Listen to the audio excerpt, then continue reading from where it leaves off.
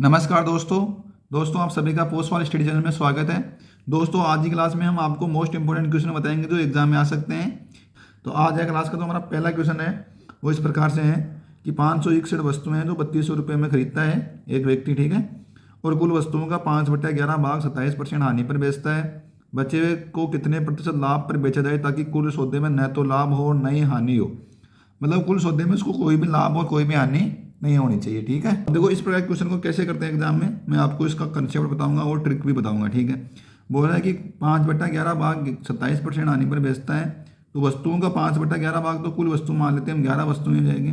5/11 मान मतलब टोटल वस्तुएं हमारी कितनी है, 11 है, जिसमें जो 5 वस्तुएं हैं वो 27% हानि पर बेचता है। कितनी परसेंट हानि पर बेचता है, 27% हानि पे, ठीक है। तो टोटल हम 100% चल के चलते हैं। मान लो 100 वस्तु का जो क्रय मूल्य है 100% है, सीपी है वो 100% है। एक वस्तु पर वो 27% की हानि करता है तो 5 वस्तु पर कितनी हानि हो जाएगी, 135% की हानि हो जाएगी। कितनी हो जाएगी टोटल, देखो 5/11 भाग वो 27% हानि पर बेचता है। तो एक वस्तु का हम 27% मान के चलते हैं और हमको जो 5 वस्तुएं दे रखी है तो 5 वस्तुओं का कितना हो जाएगा, 135% की हानि करेगा। 135% की हानि पर उस 5 वस्तुओं को वो बेचता है। आगे क्या बोल रहा है कि देखो टोटल वस्तु 11 है जिसमें तो 5 तो उसने बेच दी, कितनी बची, 6 वस्तुएं बची। अब देखो यहाँ पे हानि होगी तो किस प्रॉफिट पर बेचेगी, उसको न तो उसको लाभ होना चाहिए और न ही हानि होनी चाहिए। तो 6 वस्तुओं को देखो यहाँ पे देखो 135% की हानि हो रही है तो यहाँ पे देखो उसको 135% का जब लाभ होगा ना तभी उसको जो टोटल सौदा है उसमें न तो उसको लाभ होगा और न ही उसको हानि होगी। यहाँ पे टोटल देखो 135% की उसको हानि हो रही है, क्या हो रहा है यहाँ पे, लॉस हो रहा है। तो यहाँ पे देखो उन 6 वस्तुओं को किस हिसाब से बेचेगी, उसको 135% का क्या हो जाए, प्रॉफिट हो जाए। 135% का क्या हो जाए, प्रॉफिट हो जाए, तभी तो उसको पूरे सौदे में न तो लाभ होगा और न ही हानि होगी, ठीक है। तो 6 वस्तुओं को 135% के लाभ पे बेचना चाहिए उसको, ठीक है। तो एक वस्तु का कितना लाभ हो जाएगा कि 135 में क्या कर दो, 6 का भाग दे दो, क्या दे दो, 135 में 6 का भाग दे दो। तो 6 दूनी 12, 2 बार चला गया 15, 6 दूनी 12, 22 पॉइंट कुछ आ जाएगा तो 22.5% आ जाएगा। कितना आ जाएगा, 22.5%। ऑप्शन सी इसमें हमारा सही आंसर हो जाएगा, ठीक है। इसमें देखो क्या किया, तो जो 5 भाग है, 5/11 भाग है वो 27% आने पर बेचता है। हमने टोटल 11 वस्तुएं मान ली तो 5 वस्तुएं वो कितने में बेचेगा, ऊपर देखो 5 वस्तुएं दे रखी है तो 5 वस्तुएं वो 27% आने पर बेचता है। हम प्रत्येक वस्तु की जो कीमत है वो 100% मान के चलते हैं, एक पे वो 27% की हानि कर रहा है तो 5 वस्तुओं पे कितनी हानि हो जाएगी, 135% हानि हो जाएगी, ठीक है। तो हमको देखो पूरे सौदे में न तो लाभ होना चाहिए और न ही हानि होनी चाहिए। तो यहाँ पे हमको 135% क्या होना चाहिए, प्रॉफिट होना चाहिए, तभी तो पूरे सौदे में न तो लाभ होगा और न ही हानि होगी। तो 135% क्या करना है, प्रॉफिट करना है। तो वस्तुओं पर 135% का प्रॉफिट लाना है तो एक वस्तुओं पर कितना प्रॉफिट लाना होगा, हमको 22.5% लाना होगा, ठीक है। तो इस प्रकार से ऑप्शन सी है हमारा सही आंसर हो जाएगा। तो दोस्तों जो हमारा अगला क्वेश्चन है, जो पहला क्वेश्चन बताया था उसी प्रकार से है। इस क्वेश्चन में भी जो पहले क्वेश्चन का जो कंसेप्ट यूज कर रहे थे हम वही कंसेप्ट यूज होगा इसमें भी, ठीक है। इसमें देखो हमको वस्तुएं दे रखी है, उनके प्राइस भी दे रखी है, तो हमको प्राइस से तो कुछ लेना देना है नहीं, क्या करना, प्राइस से कुछ लेना देना नहीं है, ठीक है। तो क्वेश्चन क्या बोल रहा है कि एक व्यक्ति है वो 4530 रुपये में 1596 वस्तुएं खरीदता है, ठीक है। तो टोटल वस्तुएं कितनी है, 1596 रुपये है, 1596 वस्तुएं खरीदता है, ठीक है। 608 वस्तुओं को 25% लाभ पर बेचता है, 456 वस्तुओं को वो 20% हानि पर बेचता है। तो बचे हुए भाग को कितने परसेंट लाभ या हानि पर बेचेगी, उसको कुल सौदे में न तो लाभ होना चाहिए और न ही हानि होनी चाहिए, ठीक है। देखो 608 वस्तुएं हैं, क्या है, 608 वस्तुएं जिसको वो 25% का लाभ पर बेचता है, ठीक है। उसके बाद बोला 456 वस्तुएं हैं जिसको वो देखो 20% की हानि पर बेचता है, क्या बेचता है, 20% की हानि पर बेचता है। अब देखो टोटल वस्तुएं दे रखी है 1596, लेकिन हमारी देखो टोटल वस्तुएं देखो यहाँ पे कितनी होगी, 608 और 456 ही हुई है, मतलब कम है। तो अब कितनी वस्तुएं बच गई, हमारी वस्तुएं बच गई वो है हमारी 532 वस्तुएं बच गई। कितनी बच गई, 532 वस्तुएं बच गई। तो इन वस्तुओं को वो किस हानि या लाभ पर बेचे कि उसको पूरे सौदे में न तो लाभ होना चाहिए और न ही हानि होनी चाहिए, हमको ज्ञात करना है, ठीक है। क्या करना है, ज्ञात करना है। तो अब देखो इसमें सबसे पहले क्या करना है, हमको वस्तुओं का अनुपात निकाल लेंगे। 108 और 456 और 532 का जब अनुपात निकालेंगे तो अनुपात हो जाएगा 152, ठीक है। और यहाँ पे हो जाएगा 114 और यहाँ पे कितना हो जाएगा, यहाँ पे हो जाएगा 133 हो जाएगा। कितना हो गया, 133 हो गया। मतलब इसमें देखो सब में 4 का भाग दिया है इसने, सब में 4 का भाग दे दो तो इतना आ जाएगा, ठीक है। 152, 114 और 133 हो गया। इसमें सब में देखो 19 का भाग लगता है तो 19 का इसमें 8 बार चला गया, इसमें 19 का 6 बार चला गया, इसमें 19 का 7 बार चला गया। तो वस्तुओं का जो अनुपात है वो 8:6:7 हो जाएगा। जो 8 वस्तुएं हैं उसको वो 25% के क्या बेचता है, लाभ पर बेचता है, 25% के लाभ पर बेचता है, ठीक है। 8 वस्तुओं को 25% के लाभ पर बेचता है तो टोटल प्रॉफिट कितना हो जाएगा, एक वस्तु को हम देखो हमने चला बताया था आपको स्टार्टिंग में 100% लेके चलते हैं तो एक वस्तु पे देखो कितना 25% आ रहा है, तो 8 वस्तुओं पे कितना हो जाएगा, 200% हो जाएगा। कितना हो गया, 200% हो गया। आगे बोल रहा है कि 456 वस्तुओं को 20% की हानि पर बेचता है, इसको वो 20% की हानि पर बेचता है। ठीक है, तो टोटल कितना हानि हो जाएगी, 20 से 120, मतलब माइनस का 120% हो जाएगा। ठीक है, मतलब एक वस्तु को 20% की हानि पर बेचता है, तो 6 वस्तुओं को कितनी हानि पर बेचेगा, 120% की हानि पर बेचेगा। हमको देखो 7 वाला बताना है, 7%, मतलब इसको देखो कितने परसेंट हानि या लाभ पर बेचे, कि जो पूरा सौदा है उसमें न तो लाभ होना चाहिए और न ही हानि होनी चाहिए। ठीक है, तो यहाँ पे देखो 200% तो प्रॉफिट हो रहा है, 120% हानि हो रही है, तो मतलब 80 कम हो रहा है, क्योंकि प्रॉफिट देखा 200 ज़्यादा है ना, तो इसमें अगर 80 का हानि होगी ना तभी तो इसके बराबर हो जाएगा, और पूरे सौदे में न तो लाभ होगा और न ही हानि होगी। ठीक है, तो 80% की जब हानि होगी तभी पूरे सौदे में न तो लाभ होगा और न ही हानि होगी, क्योंकि देखो यहाँ पे 200% दे रखा है, यहाँ पे -120 दे रखा है। जब 200 में से 120 निकालेंगे तो कितना, 80%, तो हमको 80% की हानि और चाहिए, तभी तो इस प्रॉफिट के बराबर हो जाएगी। ठीक है, तो टोटल हमको 80% हानि हो रही है, एक वस्तु पर हमको हानि परसेंट निकालना है, तो 80 में क्या दे दो, 7 का भाग दे दो, क्या दे दो, 7 का भाग दे दो। ठीक है, 42% आंसर हो जाएगा हमारा। ठीक है, कितना आंसर हो जाएगा, 11.42% हमारा आंसर हो जाएगा, और ऑप्शन ए इसमें हमारा सही आंसर हो जाएगा। ठीक है, तो हमारा अगला क्वेश्चन है दोस्तों, ये क्वेश्चन है बड़ा ही इंपॉर्टेंट क्वेश्चन है और मोस्ट इंपॉर्टेंट क्वेश्चन भी है। ठीक है, तो इस टाइप के क्वेश्चन है वो आपको एग्जाम में जरूर मिल जाएंगे। ठीक है, तो क्वेश्चन क्या बोल रहा है कि एक व्यापारी है सीपी पर लाभ परसेंट की गणना करता है, जबकि दूसरा व्यापारी है वो एसपी पर अपने लाभ परसेंट की गणना करता है। मतलब दो व्यापारी है, एक तो सीपी पे अपना लाभ परसेंट निकालता है, दूसरा है वो एसपी पे अपने लाभ परसेंट निकालता है। ठीक है, दोनों ने अपनी वस्तु का समान मूल्य 3760 रुपये बेची और दोनों ने 17.5% का लाभ प्राप्त करने का दावा किया। दोनों ने जो वस्तु है वो समान रुपये में बेची, कितने में, 3760 रुपये, मतलब हमारा एसपी है वो सेम है, और दोनों ने वो 17.5% का लाभ प्राप्त करने का क्या क्या दावा किया। तो उनके वास्तविक लाभों का अंतर बताना है हमको। ठीक है, कि उनके वास्तव में जो कितने लाभ है उसका अंतर कितना हुआ। ठीक है, तो देखो क्वेश्चन को कैसे करेंगे। सबसे पहले देखो, एक तो देखो सीपी पे निकाल रहा है, तो सीपी पे बेच रहा है, एक बेच रहा है एसपी पे, दोनों को अलग अलग लिख लेंगे। क्या लिख लेंगे, अलग अलग लिख लेंगे। ठीक है, दोनों को अलग अलग लिख लेंगे। तो पहले का देखो यहाँ पे कॉस्ट सेलिंग प्राइस लिख लेंगे, दूसरे का यहाँ पे कॉस्ट प्राइस लिख लेंगे। ठीक है, क्या करेंगे, यहाँ पे कॉस्ट प्राइस लिख लेंगे। क्वेश्चन में बोला दोनों ने 17.5% का लाभ प्राप्त किया, तो 17.5% के फ्रैक्शन में निकालेंगे, तो 175, ये पॉइंट हटा देंगे, 10 नीचे आ गया, और परसेंटेज हटाना तो 100 से गुणा कर दो। तो देखो ये 7 बार चला गया, ये 4 बार चला गया, 25 से। ठीक है, तो कितना हो जाएगा, 7/40 हो गया। कितना हो गया, 7/40 हो गया। तो पहले देखो ये तो सीपी है, पहला देखो सीपी पे बेच रहा है, तो सीपी पे 7 का लाभ कमा रहा है, मतलब 40 की वस्तु को वो कितने पे बेच रहा है, 47 में बेच रहा है। 40 की वस्तु को कितने में बेच रहा है, 47 में बेच रहा है। अगले वाला क्या बोल रहा है कि दूसरा है वो एसपी पे निकाल रहे हैं, तो ये क्या हो जाएगा, यहाँ पे 40 एसपी हो जाएगा, 40 क्या हो जाएगा, एसपी हो जाएगा, और 7 क्या कर रहा है, वो प्रॉफिट कमा रहा है। तो इसका मतलब कि 40 में से 7 कमाएं, निकालो कितना, 33। तो 33 की वस्तु को जब वो 40 में बेचेगा ना, तभी तो उसको 7 का क्या होगा, प्रॉफिट होगा। तो यहाँ पे देखो वो एसपी पे बेच रहे हैं, तो 40 तो हमारा एसपी हो गया, क्या हो गया, 40 हमारा एसपी हो गया। ठीक है, और उसमें देखो 7 का प्रॉफिट कमा रहा है, तो 40 पे बेच रहा है, तो मतलब वस्तु की जो सीपी कॉस्ट प्राइस कितनी हो जाएगी, हमारी 33 हो जाएगी। तो ये कॉस्ट प्राइस हमारी 33 हो गई। ठीक है, अब बोल रहा है कि दोनों ने अपनी वस्तु को समान मूल्य पर बेची। क्या बोली, समान मूल्य पर बेची, मतलब क्या करना है, एसपी को हमको क्या करना है, बराबर करना है। एसपी को क्या करना है, बराबर करना है। तो 47 और 40 का क्या निकालेंगे, एलसीएम निकालेंगे। तो इसको पूरे को 40 से गुणा कर दो, और इसको पूरे को 47 से गुणा कर दो, पूरे को अनुपात को 47 से गुणा कर दो। इसको पूरे अनुपात को हमने 40 से गुणा कर दिया, तो इसको भी 40 से गुणा कर दो, इसको 47 से गुणा कर दो, इसको भी 47 से गुणा कर दो। ठीक है, इसको भी क्या कर दो, 47 से गुणा कर दो।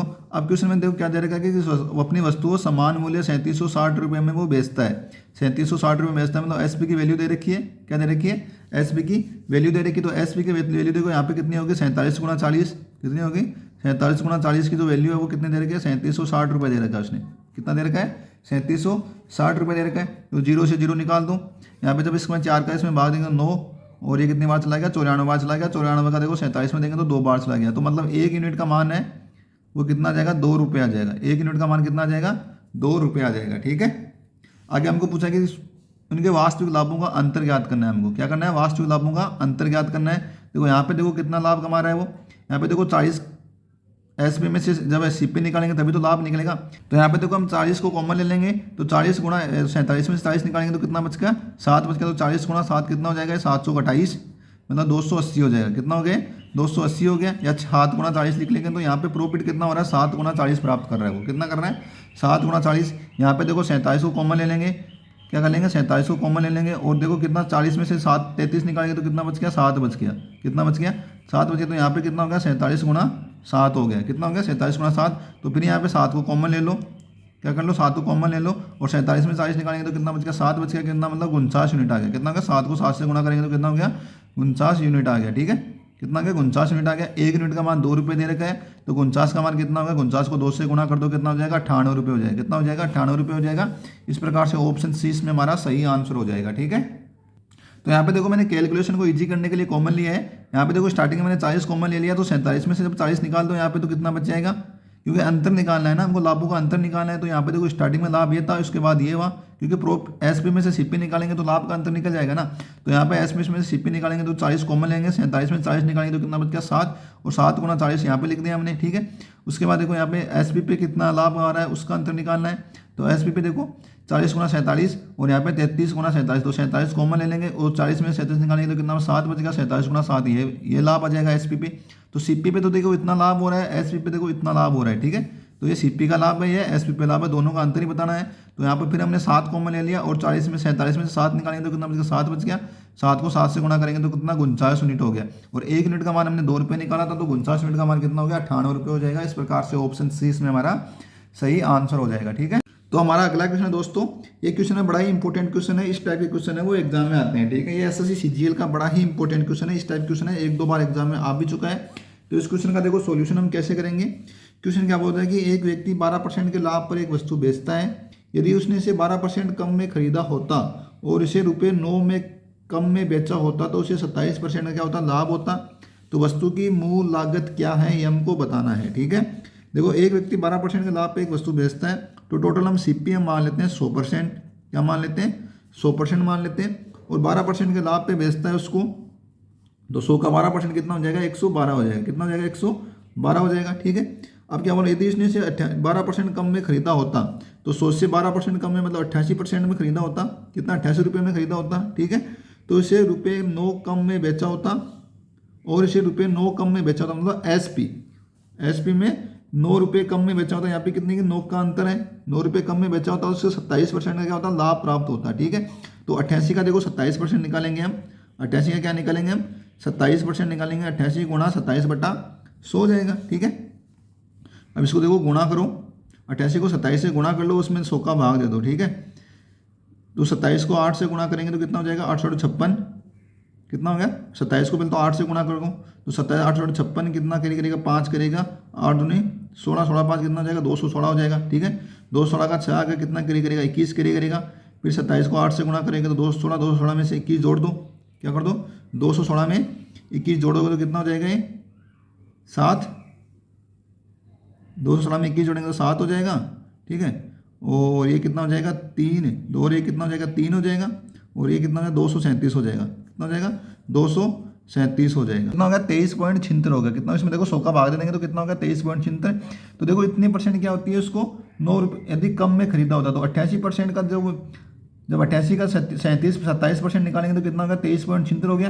तो 88 में से देखो 88 में 23.76 क्या जोड़ दो, क्योंकि 12% कम में खरीदा होता और उसे 9 रुपये कम में बेचा होता, तो उसे 27% का लाभ होता। तो उसको 27% का लाभ देखो, 88 रुपये की वस्तु है, उसमें 27% का लाभ मतलब 88 का 27% निकालो, कितना हो गया, 23.76। तो उसका एस भी कितना हो जाएगा, ये 23.76 वो 88 में क्या कर दो, जोड़ दो। तो जब इसको जोड़ेंगे तो कितना हो गया, 111.76 हो गया। कितना हो गया, 111.76 हो गया।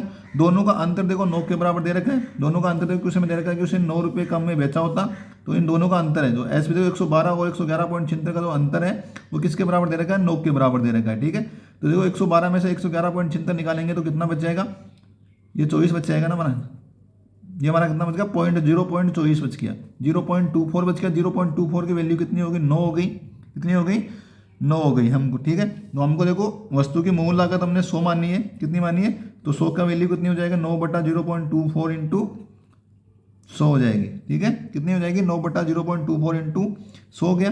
तो पॉइंट हटा दो यहाँ पे, तो 900 गुणा 100/24 कितना हो गया, 900/100/24।